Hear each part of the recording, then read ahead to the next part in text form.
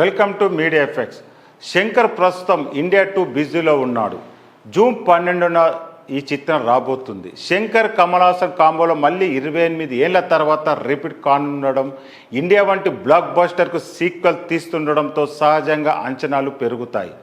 మధ్యలో సెట్స్ ప్రమాదం జరగడం, అసిస్టెంట్ దుర్మరణం చెందడం, సినిమాను క్యాన్సిల్ చేయడం, ఇలా చాలా సమస్యలు వచ్చాయి. విక్రమ్ తర్వాత మళ్ళీ ఇండియా 2 పట్టాలెక్కింది.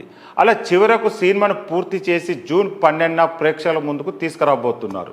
ఈ క్రమంలో శనివారం నాడు చెన్నైలో గ్రాండ్గా ఆడియో లాంచ్ ఈవెంట్ నిర్వహించారు.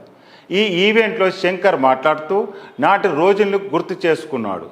28 ఏళ్ల క్రితం శంకర్ ఇండియా కథను చెప్పినప్పుడు ఆ టైంలో శివాజీ గణేశన్తో ఓ సినిమా చేయాలనే కమిట్మెంట్ ఉందంట.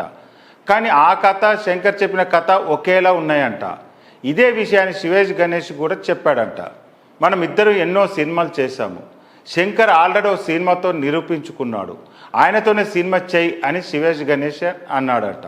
అలా ఆయన చెప్పిన ఒక్క మాటతో, ఆయన మాటల మీద ఉన్న నమ్మకంతోనే శంకర్తో ఇండియన్ సినిమా చేశాడంట.